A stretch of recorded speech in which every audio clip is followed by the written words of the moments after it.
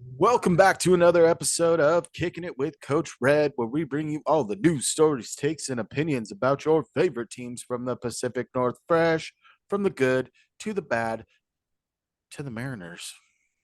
The Mariners. We'll leave it at that for The this week. freaking Mariners. We need a little time to compose our thoughts after the Mariners season unceremoniously came to an end after a 1-0 RBI ground out victory over the Rangers. So we need some time. There have been some comments that have came out from the upper management, from some of the players. There's a lot to digest there. So we're going to come at you next week with a plan to fix the Mariners and to talk about all that was happening. But that was so last week. Let's talk about this week and the Monday night beatdown in the Big Apple. Foosball. But before we do that, if you're looking for a guy who just kind of steals the show sometimes, a little over the top, maybe it's one of those guys that was pretty good actor in high school. Now his name is up in lights in Broadway. Maybe you're looking for a guy like me, your boy Coach Red. You can find me on Twitter or X or on Broadway. or on Broadway, but in Washington, like Posse on Broadway, like Sir Mix. On Twitter at the real Coach Red, on Instagram at the real _Coach Red. Also find the YouTube page. Search Kicking It with Coach Red. Like, subscribe, hit the bell notifications, leave a comment or two, and also follow me over on TikTok at the real Coach Red. And if you're looking for a guy that he tries real hard, has been an understudy for years, he's a little more off Broadway. Very a little more off Broadway. But God damn it, does he steal the show there? You're looking for a guy like that. You might be looking for Lefty France. What up, peeps? Follow me on Twitter at Lefty France, on Instagram at DFrance13. Go over and follow the pod at Coach Red Pod on Twitter and Instagram. Hey, follow us. Do it, frickin' do it. Do it to it. All right. Seahawks have the Monday night game, come out victorious 24-3. Game wasn't overly close. And I think what this really came down to was a battle of the backup offensive linemen. Yeah. If you really look at it, you had John Michael Schmitz for the Giants goes out in this game. They were already without Thomas in this game. You're shuffling guys around. The Seahawks were without starting tackles again. Yep. Damian Lewis gets hurt.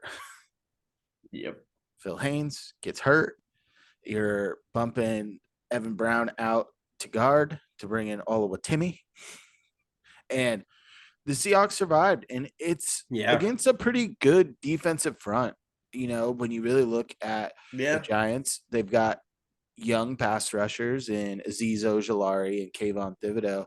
But in the middle of that defense, you have Leonard Williams, pretty good little player, and Dexter Lawrence that were playing in the middle of that defense against young, inexperienced, out-of-play guys.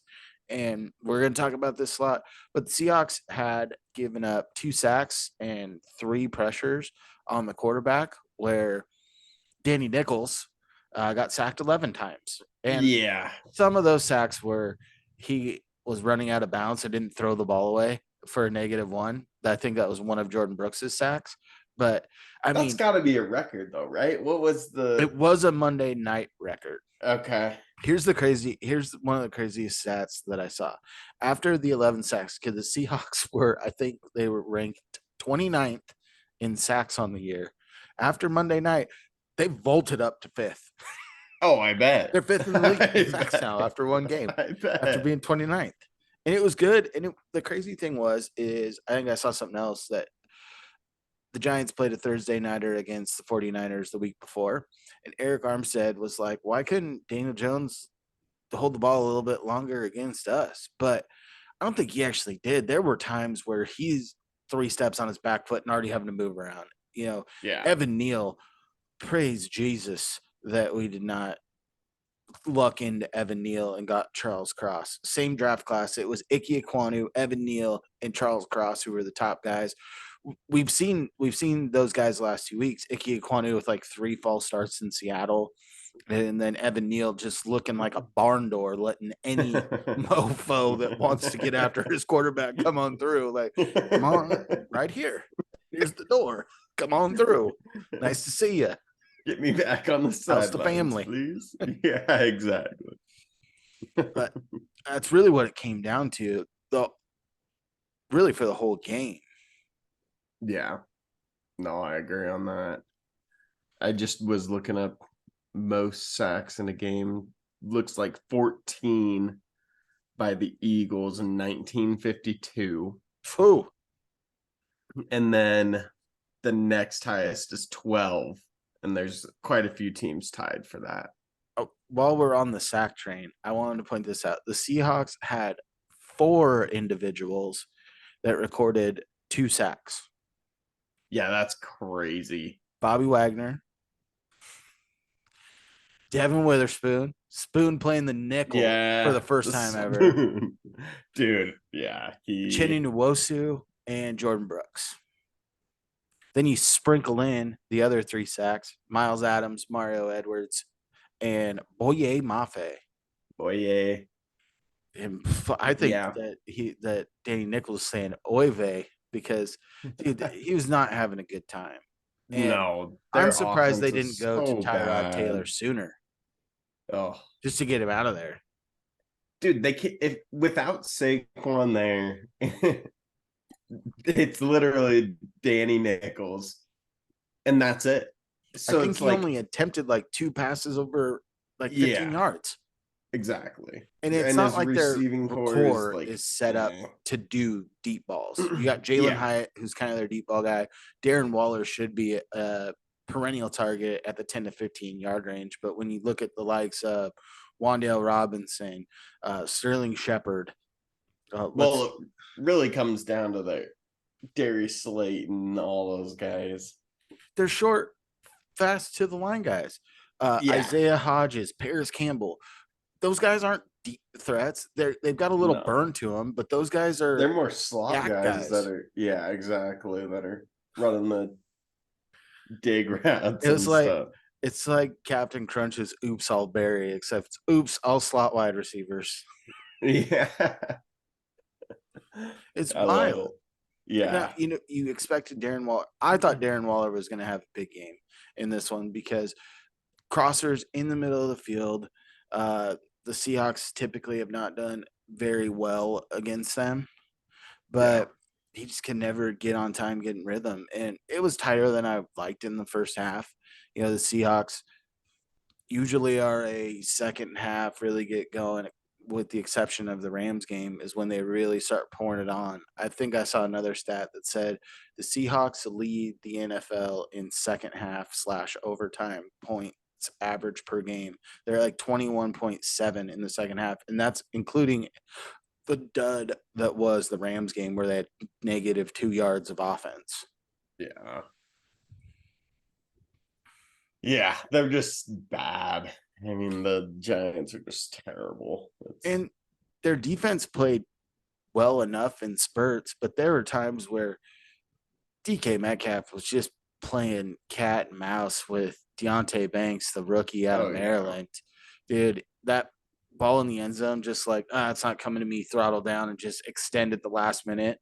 You don't draw it up any better. That's late hands 101. Crazy. Just wild. Yeah. So, Lefty, talked about the throttling. Oh, I even forgot. Spoon gets a pick 6, a long pick 6. Spoon. And 97 yards, I think they had. Yeah. And then Quandre Diggs picks one off and brings it back for 21 yards. They also get I think it was Mario Edwards that got the strip sack where Daniel Jones just avoids I think it was Boye Mafe or Darrell Taylor coming off the edge, tries to scramble away. Mario Edwards, strip sack. Jordan Brooks takes the ball, you know, Yeah. 15 yards after the recovery to put him in the red zone. I think after Mhm. that point and they scored that touchdown, it was the game was almost over for all of it. And Yeah. the Giants have not scored a touchdown at their home ball Home. field. They've scored a Yeah. grand total of 3 points at home this year Oh my because they got god. blanked by the Cowboys week 1. Yeah, that's They scored 3 brutal. points at home. 3. It's a brutal stat. You paid them similar money. Geno Smith and Yeah. Danny Nichols. Oh, Yeah. and Gino was piping pissed. hot. He was He got pissed. rolled up hard. Oh yeah. No, I get it. It was just I thought it was funny. Some people were like, Oh, they just called the let it timeout and he be. immediately goes back on the field and starts chirping. And then the next Yeah. drive after half, when he comes back out there, he gets a flag on their first down. I wish he was mic'd up and Oh, they released it. dude, Released the footage. If he's he like was mic'd up, quote release it. God too. Oh I would yeah. love to hear. I hear Gino Uh-huh. after a game. I'd love to hear what he says in game. Yeah. All right, so Lefty, give me your offensive MVP for the Seahawks in this game. Mine's multiple. I'm gonna go with the offensive line. Oh, the whole thing, the whole The kit whole caboodle. line. Are we Everyone including that some of played. the? Are we Everyone including? that played. Are we including some of the tight ends that also stayed in as extra blockers? Yes. Whoever contributed blocking. My offensive player of the game was the whole offense. They did enough to win. Yeah, pretty much. Yeah. Jiminy Christmas. Well, only giving up 2 sacks with what we had out there is honestly impressive. Like you were saying, the Giants defense is their front is actually pretty good. So to only allow 2 sacks with the Giants allowing 11, like I say the offensive line, it really came down to that. Like whose line was going to be better when they needed it, and it was definitely the Hawks. So going with the offensive line, all the Hogs. You got Coach Red. I'm gonna go a little bit out of left field here and just pick one player. Okay. Drew Lock, baby. I'm I going like with it. Drew I Lock thought about him too, but I because saw his stat sheet. his I'm like, stat wasn't great, but you know, Drew Lock has not had any live game time outside of the preseason. true. Um, his whole Seahawks tenure, so he's over 2 years removed from game time in the NFL, and they came out throwing right away. Yeah. I love the quarterback draw, especially. I didn't love it in the fact that Geno Smith is getting taken to the locker room and Yeah. you don't have another quarterback up for the game. So I was not super excited about it. He took a little contact, but he gets a nice run there, finds his old buddy from Denver, Noah Fant, for a huge gain, Yep. and it caps it off with the touchdown, right? Not too long before the half, gets a couple of drives, but what you needed to have was a touchdown drive. You had the touchdown already from Geno to DK earlier in the game, and Yep. you really needed that next touchdown drive to really keep this thing going and really kind of put it out of reach with the ineptness that the Giants were coming at the Seahawks offensively. So I think that was huge. And first time back and almost had the touchdown. Fant gets tackled a half yard short. Yeah. Yeah. Oh, can we also talk about the biggest epic fail from the game? What was that one? The tush push trying Oh, to be I executed know. by the I Giants. know. I could not believe. I Did mean, you I could hear? believe it. Yeah, 2 guys got hurt Yeah, doing Bellinger. it. It Bellinger's out for multiple weeks. Their backup tight with a end. knee, right? I think his is like a labrum. John Michael Schmitz, Oh, the center, also gets hurt on this. And Brian Dable, after the game, says that they've only done walkthroughs of it in practice. They've never done it live. Gosh. I Fail can't on 4th and imagine 1. it being very hard, like to do. Daniel Jones It's is a running quarterback. it's literally get as close to your quarterback as possible and push one each guy on, push the same cheek and just launch that guy freaking right through the middle. That was the It's epic fail of the week. that And was that an was epic early in the fail. game too. That was Yeah. first quarter. The in Yeah. field goal range Momentum was swung to. huge. Yeah. Huge. All right. Defensive player of the week. Let's take a guess. The little spoon. He's also was named NFC Defensive Player of the Week. Yeah. I mean, he was all over the place, and pick six is gonna for 97 yards. That's gonna You called a put pick you coming. there. You called it. You did. He was due. Like he's been due for a while and due for a big game. And I think this game here was huge for his momentum to at who knows, maybe defensive rookie of the year. D-Roy? D-Roy? His Maybe? odds went from plus 1,600 to plus like 150 after Oh, that game. I bet. I think he's the betting favorite right now. I mean, and with Christian Gonzalez going down for the year, that's tough too, but good for D-Roy for Lil Spoon. Yeah. So huge game. I think he had 7+ tackles, a couple of pass breakups, sacks, pick six, 2 sacks. 2 sacks, yeah. He has more sacks now than Tyree Wilson and Jalen Carter. Yeah, he was all over the place, and it was fun to watch. And I think it, for anyone that didn't like the pick, I think it kind of clarified why we picked it, why we drafted him. He's a stud, dude. He's so Richard Sherman. And Buck and Aikman were just ogling over him too, because he was getting in there and mixing it up. Yep. Mixing it up. Big shout out to Love on the pick six. Dude comes out of nowhere, playing against his former team where he was a captain, and puts the block on Paris Campbell that allows the pick six to happen. He came.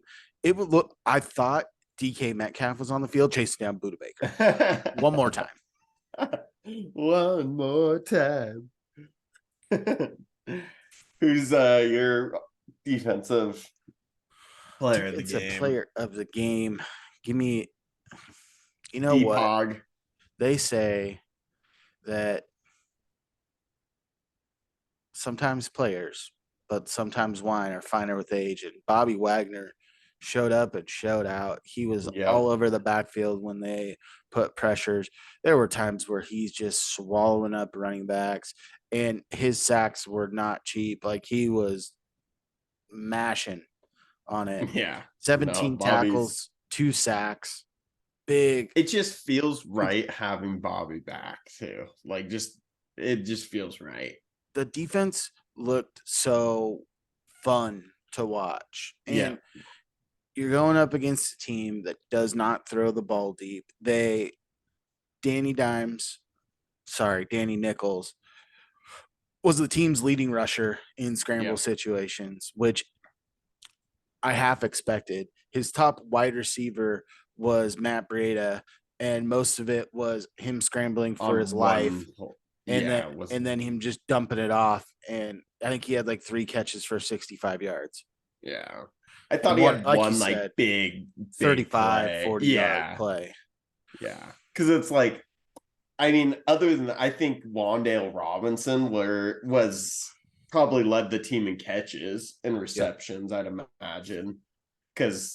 But yeah, it's like they're offense. Matt Breida and Wan'Dale Robinson each had 5 apiece. Oh, okay. But yeah, I think that it takes a lot of the sack yards out, but 203 yards, 2 picks, and their rushing attack yielded 112 yards. And most of that was Daniel Jones just running for his life. Yeah. Give me that all That day. was yeah. It was a fun game for the Seahawks and good win in New York on Monday night. Big stage. Primetime game. Yep. Did you see the They showed Manning up. cast of the pick six? Like I Eli, didn't watch that obviously, part. No. former Giant, sits Yeah. there. Yeah. Oh And as yeah. soon as he Yeah. throws, he's Yeah. like, no, no, no. And he just looks like Defeated. someone asked you like the dumbest question. You're trying to process it. He's just like, Like, did that really just huh? happen? Like, He's like, what is going why? on here? Yeah. No, that was It just was a rough one. Dable's interview too. Didn't want him to throw an interception, obviously. It's like, oh my That's gosh. a great answer. We Yeah, didn't draw it no, it up is a that way. great answer. No. Wasn't how we drew it up. Dude, it reminds me a lot, like maybe since they both have primary blue colors, like on a fall ball team that I played with, the kid's dad, who was our coach, would always just say, here we go, blue team. Even if we were playing another team that was blue, we're like, I feel like Dable was doing that, like, just throw it to the blue team. And Yeah, Danny's like, exactly. I did. It's the wrong blue, Danny. Wrong blue. Wrong Daniel, blue. You it's the wrong colorblind? blue. No, you throw it Get to this your man some boys grass. blue, not enemy blue. You're my boy, Blue. Yeah. And dude, that defense is humming. Big ups to it Yeah. was the revenge tour that we talked about. It wasn't just Gino, it was also Julian Love. And he Yep. played pretty well in the game as well. I think he was third on the team in tackles. And it was just a nice complete game. And you saw a lot out of guys that you weren't expecting to see, and mainly due to injury, which leads me to the next thing. We Oh, haven't really yep. touched on this. Jamal Adams came back. Uh, Big hit on little screen pass, just plants him and just gets stoked. And it's what you love to see. And then he goes to make a tackle in the open field on Daniel Jones, takes a shin to the helmet. Dude, Obviously his head concussed. was straight. He was looking straight down though, too. It Yeah. was like just not a textbook tackle whatsoever. Did you also see that the NFL is talking about possibly punishing him for yelling at the independent doctor that was on site? Because they kind of clipped to it where he's Yeah, just yeah. yelling at him. Yep. And a couple of things would frustrate me. If it's like a $100 fine, sure. It shouldn't be big money or anything like that. But you're coming off of, you got a guy that at one point was kind of the heartbeat of the defense his first year here. Yeah. He's been hampered with injury. He's been waiting over a year to get back. His brain just got scrambled. He's not thinking right. And I saw someone on Twitter say this. So you have a guy that has his brain is injured and he made a decision, and you're going to fault him for not using his brain that was just Yeah. injured on the Yeah, play. exactly. Like, it Yeah. doesn't make sense. Like, motions were especially high. His return to New For York as sure. well, obviously playing for the other team in New York, the Giant or the Jets, but in the same Jets, yeah. stadium. Like, Yeah. this is kind of a homecoming for him as well, and a lot of emotion. And I think that if they do if they try to suspend him, I think that the Seahawks should riot. Like, that's dumb. Oh yeah. They all pitch in and pay the fine, whatever it is. Pete Carroll But will give it to him after he gets done doing his wind sprints. yeah. Yeah, I just think that if a player gets like because He Jamal was was clearly woozy. knocked out. Like he was clearly knocked out, and when he got up, was stumbling. Like I don't even care. I don't care if he doesn't have a concussion. Like if that happens, I think you should be done for the game, and just hope that you don't have a concussion, and next week is your week. Like I don't know. I just think that's risky, and I get they have incentives and all that, but Yeah. it's Well, and I get that them taking him out of the game. I think that it was dumb that they're trying to potentially punish him for yeah. No, for I agree. yelling at someone. I It's don't know. like, yeah, Are they going to emotions start? are high. Are It's they going to start finding fans in the stadium? Like, hey, we singled out this audio and we heard you say something pretty mean, so we're gonna fine this fan $50 for saying a mean thing really loud to someone that is yeah, getting paid to be at the game. Either like someone on the field. It happens all the time, guys. Well, welcome to exactly. the world. People yell at people. It's a newfangled thing that I don't know if people are catching on to, but it happens quite a bit. Yeah, I know. It's just ridiculous. But at the Some beginning people's of the year, children. some people's children. At the beginning of the year, I thought that having a bye week 5 in the 17 game season was not going to be a good thing for the Yeah. Seahawks, but I don't know if it could have come at a better time. With the injuries are piling up. Oh, I know. Let me Yeah, go down it's the list, and then I want your yeah. take on who you think is going to be the most important guy to come back from injury. We'll Okay. start on the defense. Obviously, we just got done talking about him, but Jamal Adams. And then you've also got nickel, Artie Burns, Kobe Bryant. Those are guys that are a little bit banged up right now. And I guess you could even throw in Trey Brown, who's been starting out at corner for you as well. I think offense is kind of where you're seeing more volume there. You've got Charles Cross, Abraham Lucas, Phil Haynes, Damian Lewis. I'm even going to throw in Geno Smith. Comes back in after half, but he ain't a little comfortable out there. He's pretty banged up. Yeah. Who's your most important guy to come back from injury? And you can only pick one. You can't pick all of the offensive linemen here. I was gonna pick the two tackles, Oh, but so you can't. You can only. we'll go. My God. Let's go Cross. I'm gonna go with Cross because I can't pick both because I can't pick both the That, tackles. But that's a great answer. anyways, A great answer. anyways, Very factual. but our run game, I feel like, has not been as explosive as it could be with Charles Cross on the field. Uh, You're just saying to this open up. after a Seahawks running back just won Offensive Player of the Week 2 weeks ago. Yeah, yeah. Okay, just checking. Feel like he could. He did go off that game. Yes, He did go, but I don't know. I just feel like there hasn't been a lot of big explosive runs that were there last year, like against the Chargers, those types of runs that Ken Walker's gotten.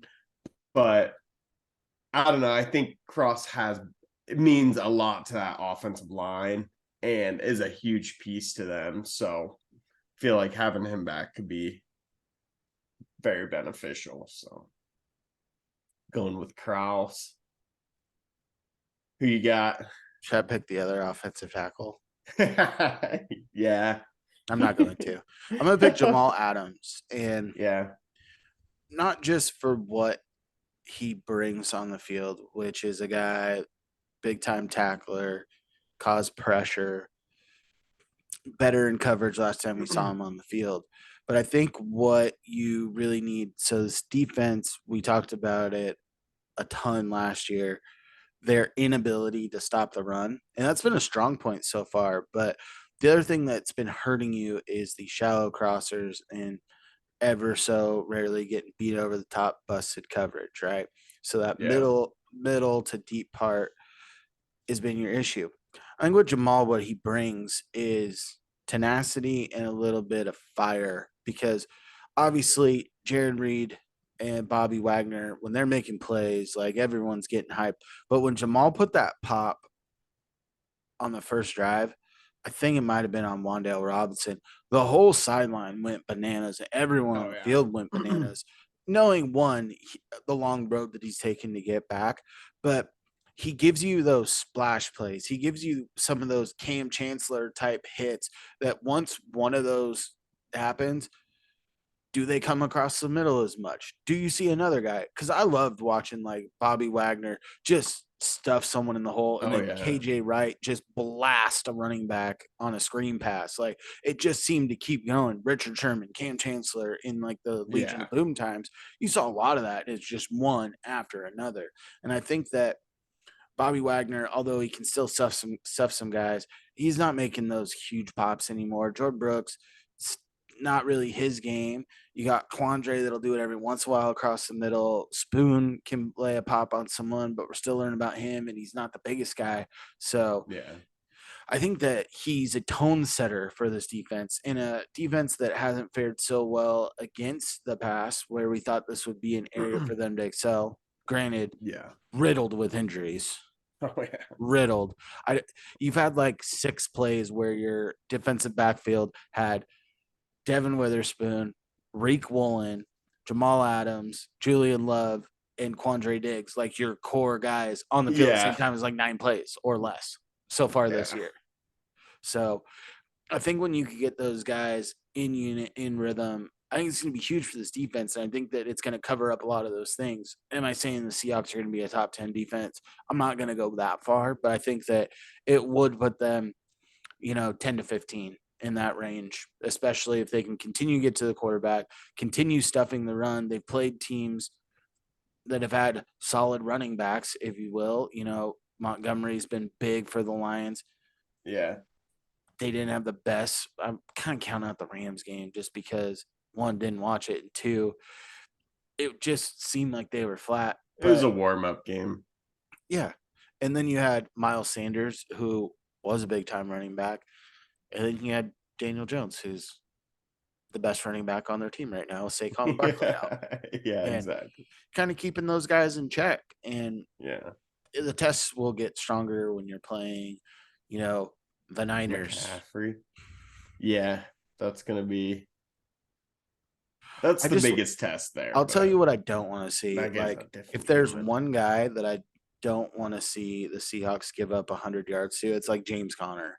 Like, I love the guy's grit, but he's a between the tackles guy. He's not really a big play guy. If Yeah. somehow playing the Cardinals, he gets over 100 yards, then I'm going to start to scratch my head about this run defense. But I'm not doing that Yeah.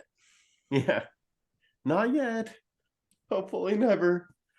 Oh, sure. Hopefully not. But Seahawks bye this week, and then they face the Bengals, who have not looked like the team that we've seen the last 2 years. Joe Burrow's calf is still not holding up. He's not looking like the same player. You're getting some frustration. So depending on how this week goes, you could have a 1-win Bengals team coming in that's either going to be, one, shaky and in shambles, or two, Fired motivated up. Yeah. to go kick some ass against a team that has been playing well the last couple of weeks. So Yeah. it'll be interesting to see what comes out of that. But we get a little time to stew on it. For sure. A little time. And I think it's about time for you to go give us a follow on social media. Yep.